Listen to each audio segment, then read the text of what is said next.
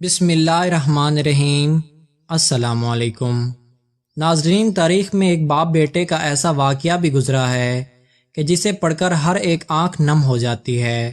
حضور صلی اللہ علیہ وآلہ وسلم کی وفات کے 55 سال گزر گئے تھے۔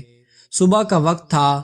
فجر کی نماز میں ایک فاروق نام کا آدمی مسجد میں آتا ہے اور نماز ادا کر کے امام صاحب کی تقریر سننے بیٹھ جاتا ہے۔ امام صاحب کہہ رہے تھے کہ اے لوگو، ترکستان میں جہاد ہو رہا ہے، وہاں لوگوں کی ضرورت ہے، اس لیے آپ لوگ اس جہاد میں شرکت کریں۔ فاروق نے جب یہ باتیں سنی کہ ترکستان میں جہاد میں لوگوں کی ضرورت ہے تو وہ اپنے گھر آئے۔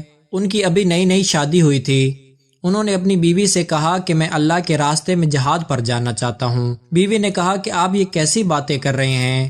میرے پیٹ میں آپ کا 2 مہینے کا بچہ ہے، اگر آپ مجھے اکیلا چھوڑ کر جائیں گے تو میرا اور میرے بچے کا کیا بنے گا؟ فاروق نے کہا کہ اے اللہ کی بندی، تو اللہ پر بھروسہ رکھ، اور یہ میرے پاس 4000 دینار ہیں، انہیں تو اپنے خرچے میں لانا، اور 4 مہینے میں واپس آ جاؤں گا۔ بہت کہنے کے بعد بیوی نے کہا ٹھیک ہے، لیکن جلدی واپس آنا۔ اور پھر اسی دن فاروق نے اپنا جہاد کا سامان تیار کیا اور شام ہوتے ہوتے اپنا گھوڑا لے کر گھر سے نکل گئے۔ شوہر کو جاتا دیکھ کر بیوی کی آنکھوں میں آنسو بھر آئے۔ فاروق نے بیوی کو گلے لگاتے ہوئے کہا کہ تم پریشان نہ ہو، اللہ تمہارا رکھوالا ہوگا، میں جلدی واپس آ جاؤں گا۔ اور ہاں، ایک بات کا خیال رکھنا کہ اگر میں واپس نہ آ سکوں اور اللہ کی راہ میں شہید ہو جاؤں تو تمہارے پیٹ میں جو بچہ ہے، اگر وہ لڑکا ہوا تو اسے بہت بڑا عالم بنانا اور دین کی تعلیم دینا، اور اگر لڑکی پیدا ہوئی تو اس کے اچھے سے تربیت کرنا اور پھر کسی شریف گھرانے میں اس کی شادی کر دینا۔ اتنا کہہ کر نم آنکھوں کے ساتھ فاروق نے اپنا سامان اپنے کندھے پر لیا اور گھوڑے پر بیٹھ کر چل دیے۔ بیوی دروازے پر کھڑی محبت سے اپنے شوہر کو دیکھ رہی تھی۔ اس کے دل میں عجیب سا طوفان برپا تھا۔ کبھی خیال آتا کہ میرے شوہر جا رہے ہیں، پتہ نہیں اب کبھی ان کو دیکھنا نصیب بھی ہوگا یا نہیں، اور کبھی خیال آتا کہ میری زندگی کا اب کیا بنے گا، اگر یہ واپس نہ آئے تو میرا اور میرے بچے کا کیا ہوگا، پتہ نہیں اب اس دنیا میں مجھے اپنے شوہر سے ملنا نصیب ہوگا یا پھر سیدھا جنت میں ہی ان سے ملاقات ہوگی۔ بیوی نے خود کو سنبھالتے ہوئے کہا کہ تم اللہ پر بھروسہ رکھو، اللہ ہمارا اور بچے کا محافظ ہوگا۔ فاروق نے اپنا گھوڑا دوڑایا اور مدینے کے راستے پر چلنے لگا۔ بیوی دروازے پر کھڑی اپنی محبت کو دور جاتا دیکھ رہی تھی۔ شام کا وقت تھا، اندھیرا چھانے والا تھا، اور ادھر اس کی بیوی کے دل کی دنیا بھی ویران ہوتی جا رہی تھی۔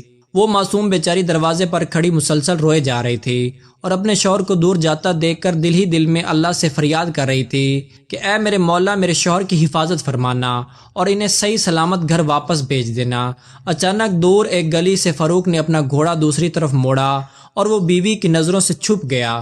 ادھر بیوی دروازے کے پاس ہی بیٹھ کر سسک کر رونے لگی۔ اسے کچھ سمجھ نہیں آ رہا تھا کہ اب اس اکیلے گھر میں وہ کیا کرے۔ دن گزرتے گئے، ایک دن گزرا، ایک ہفتہ گزرا، ایک مہینہ گزرا، اور اسی طرح 4 مہینے گزر گئے۔ بیوی بھی بیچاری انتظار میں بیٹھی تھی کہ اب 4 مہینے گزر چکے ہیں۔ انہوں نے وعدہ کیا تھا کہ 4 مہینے بعد میں واپس آ جاؤں گا، اس لیے اب کسی بھی دن میرے شوہر ضرور واپس آ جائیں گے اور میری زندگی میں پھر سے وہ خوشیاں بھر جائیں گی۔ لیکن اسی طرح پورا سال گزر گیا، شوہر واپس نہیں آئے اور ان کی کوئی خبر بھی نہیں ملی۔ کئی سال گزر گئے۔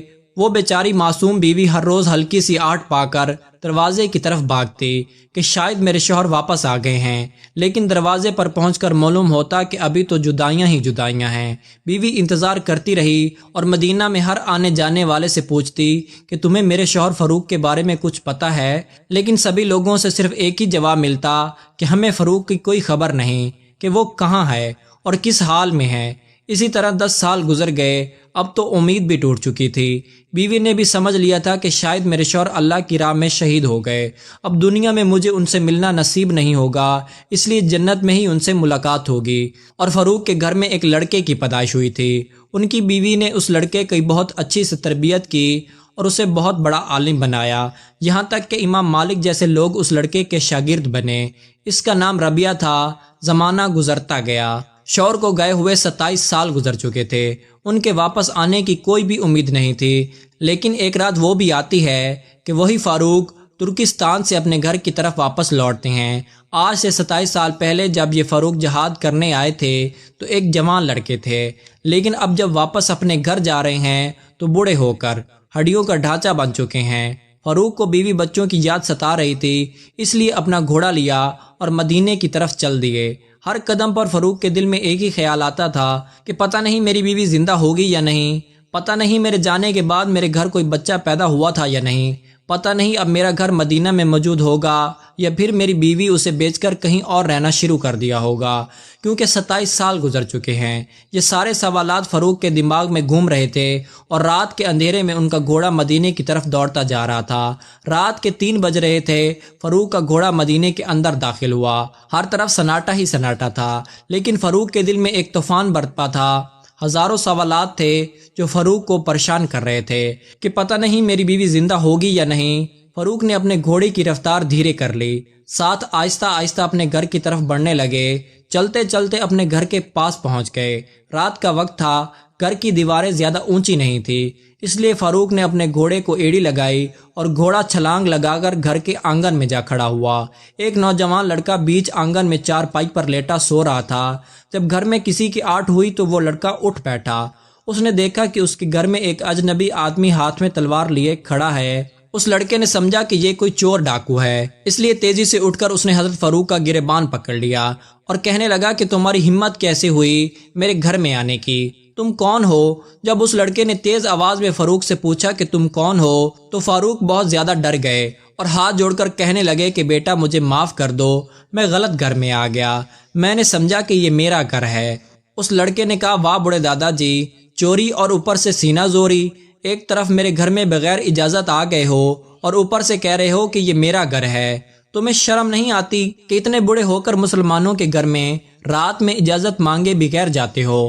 فاروق بہت بوڑھے ہو چکے تھے اور جسم پر جھریاں پڑ گئی تھیں، اس لیے اس نوجوان لڑکے کی گرجتی آواز سن کر وہ کانپنے لگے اور ہاتھ جوڑ کر کہنے لگے کہ بیٹا مجھے معاف کر دو، مجھ سے بہت بڑی غلطی ہو گئی، میں ابھی تمہارے گھر سے واپس جاتا ہوں، مجھے چھوڑ دو۔ لیکن اس لڑکے نے آپ کا گریبان پکڑتے ہوئے کہا ایسے کیسے واپس جاؤ گے؟ میں تمہیں حاکم کے پاس لے کر جاؤں گا اور سزا دلاؤں گا تاکہ دوبارہ کسی مسلمان کے گھر میں جھانکنے کی ہمت بھی نہ کر سکو۔ آواز سن کر ماں بھی اٹھ گئی تھی۔ اس نے اپنے لڑکے سے کہا کہ ارے بیٹا انہیں چھوڑ دو، یہ بوڑھے آدمی ہیں، غلطی ہو گئی ہوگی، انہیں جانے دو۔ لیکن لڑکے نے کہا کہ نہیں ماں، میں ایسے نہیں جانے دوں گا۔ شور سن کر محلے والے بھی جمع ہو گئے اور امام مالک رحمت اللہ علیہ بھی آ گئے۔ امام مالک رحمت اللہ علیہ کو دیکھ کر سارے لوگ پیچھے ہٹ گئے۔ امام مالک نے آگے بڑھ کر فاروق سے پوچھا کہ دادا جی آپ کون ہیں اور اس طرح رات میں کسی کے گھر میں کیسے گھس گئے؟ فاروق نے جواب دیا کہ بیٹا میں بوڑھا ہو چکا ہوں، میری نظر کمزور ہے، اس لیے مجھ سے غلطی ہو گئی ہے، میں نے سمجھا کہ یہ میرا گھر ہے۔